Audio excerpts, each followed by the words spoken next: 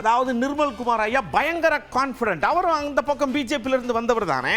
அவருடைய கான்ஃபிடென்ட் எப்படி இருக்கு அப்படின்னா, நாங்கள் இலாக்காவெல்லாம் ஒதுக்கிட்டோம், இப்போ இந்த இலாக்காவை எப்படி டெவலப் பண்றதுங்கிறத பத்தி நாங்க பேசிட்டு இருக்கிறோம், மற்றபடி இந்த ரிசல்ட்டை பத்திலாம் we don't bother about it அப்படின்ட்டு போயிட்டே இருக்காரு. இல்ல அதுதான் இல்ல, அதுக்கு நான் ரிசல்ட்டுக்கு அப்புறம் தான் நம்ம பார்க்க முடியும். கண்டிப்பா எங்களுக்கு முழு அளவில் இது வரைக்கும் பார்க்காத ஒரு தேர்தல். நீங்க எல்லாரும் களத்துல எத்தனையோ தேர்தல் பார்த்திருப்பீங்க. நீங்க யாரும் பார்க்காத ஒரு தேர்தல் களமாக இந்த களம் கண்டிப்பா எல்லாருக்கும் இருந்திருக்கும். யாருனாலையும் கணிக்க முடியாத ஒரு தேர்தல் களமா இருந்திருக்கும். ஒட்டுமொத்த மக்களும், தமிழக மக்களும் ஆர்வமாக போய் இப்போ பூத்துல வாக்களிச்சுதான் ஏதோ அவங்க வீட்டுல ஒரு விழாவோ ஒரு திருவிழா மாதிரி இருந்த ஒரு தேர்தல். கண்டிப்பா அது ஒரு மாற்றத்திற்கான தேர்தல். களத்தில் முழு அளவில் எல்லாருமே பார்த்தோம். எல்லா அளவிலும் அப்படி குழந்தைகள் இருந்து பெரியவர் வரைக்கும் அனைவரும் ஆர்வமாக எதிர்பார்க்கும் ஒரு தேர்தல். கண்டிப்பா அவர்கள் எதிர்பார்ப்பு என்றைக்கும் பொய்யாகாது. 100% மக்களுடைய எதிர்பார்ப்பு நிறைவேறும்.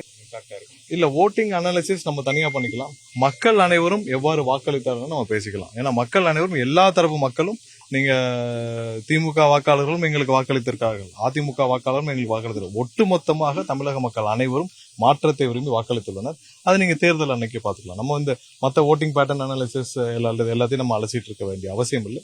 நம்ம 4ஆம் தேதி ரிசல்ட் வர அதை பார்த்து நம்ம கண்டிப்பா என்ன அன்னைக்கு நடந்ததுக்கு